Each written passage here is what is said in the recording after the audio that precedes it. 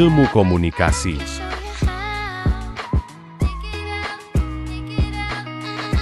Di dalam ilmu komunikasi ada berbagai hal. Pertama, yaitu definisi komunikasi. Selanjutnya sejarah komunikasi, unsur-unsur komunikasi, fungsi komunikasi, prinsip-prinsip komunikasi.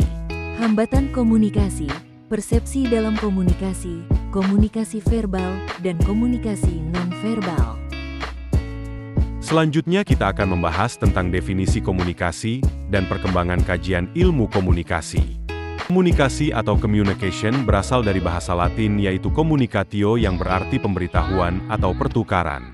Perkembangan kajian ilmu komunikasi. Kajian ilmu komunikasi dimulai di Yunani kuno dengan sistem retorika oleh Aristoteles. Di abad pertengahan fokusnya pada penyebaran nilai agama.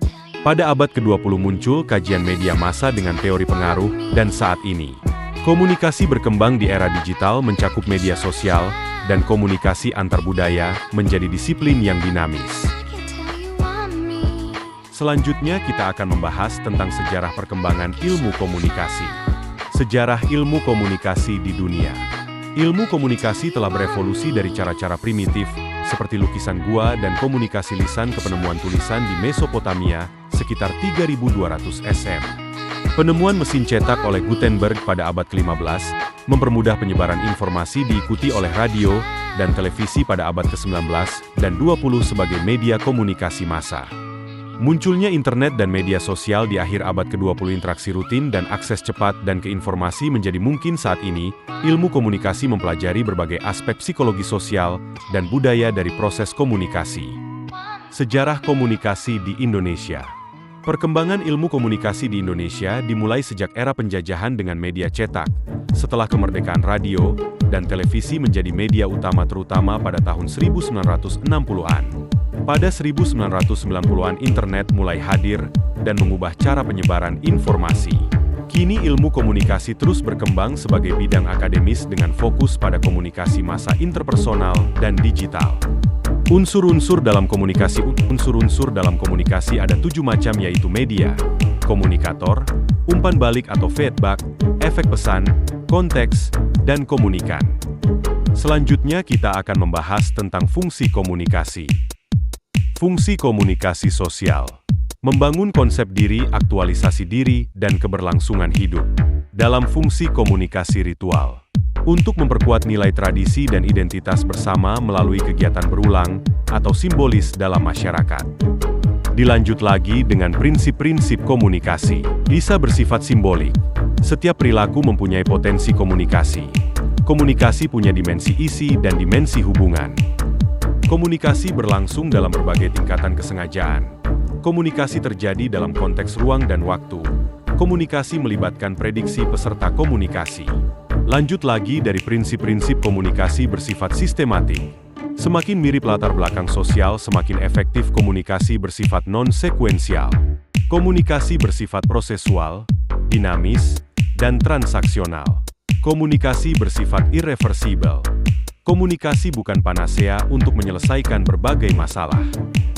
Hambatan-hambatan komunikasi. Pertama adalah gangguan teknis, gangguan semantik, gangguan psikologi, rintangan fisik, rintangan budaya, rintangan kerangka berpikir, dan rintangan status. Selanjutnya kita akan membahas tentang persepsi komunikasi. Definisi persepsi saya ambil dari salah satu ahli yang bernama Brian Pillows yang mengartikan persepsi adalah proses yang memungkinkan suatu organisme menerima dan menganalisa informasi. 3 aktivitas persepsi. Pertama adalah seleksi, kedua adalah organisasi, 3 adalah interpretasi. Sifat-sifat persepsi. Persepsi berdasarkan pengalaman, persepsi bersifat evaluatif, persepsi bersifat selektif, persepsi bersifat kontekstual, dan persepsi bersifat dugaan.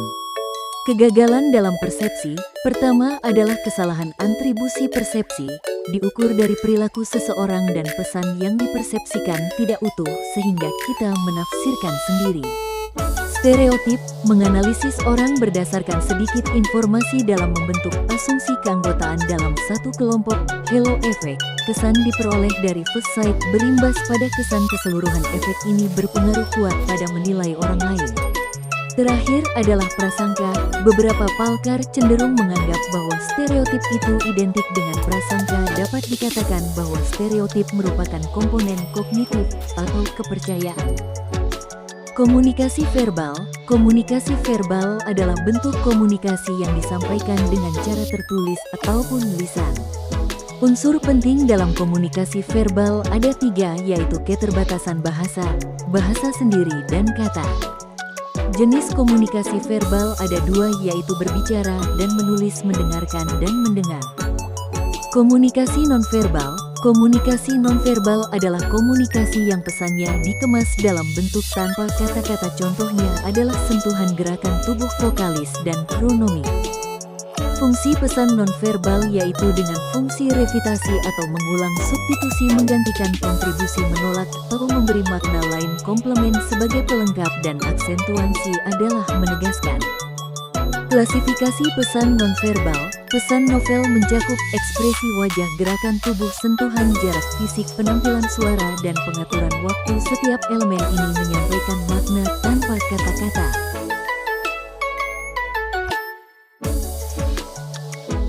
Dalam film Kukira Kau Rumah, untuk studi kasus komunikasi verbal terjadi antara Niskala, yang diperankan oleh Prilly Latukonsina, dan ayahnya. Niskala digambarkan memiliki gangguan bipolar yang menyebabkan perubahan emosi yang tidak stabil. Ayahnya, yang sangat protektif, sering membatasi ruang gerak dan interaksi Niskala dengan lingkungan luar karena kekhawatiran akan kondisi emosionalnya. Hal ini menimbulkan pola komunikasi disfungsional antara mereka. Komunikasi menjadi kurang terbuka, dan kontrol ayahnya menciptakan ketegangan emosional yang berlebihan. Dalam cuplikan video tersebut menggambarkan bahwa penyampaian pesan akan sulit ditangkap jika orang yang kita ajak komunikasi sedang mengalami gangguan psikologis atau gangguan yang dimana orang tersebut di dalam emosi yang memuncak sehingga susah